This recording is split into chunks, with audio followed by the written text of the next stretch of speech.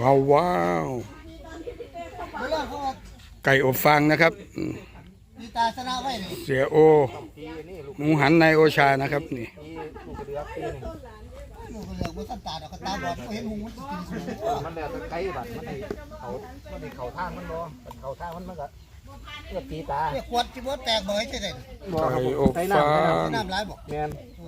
ใส่น้ำครับ ดีสุดของมันเนาะ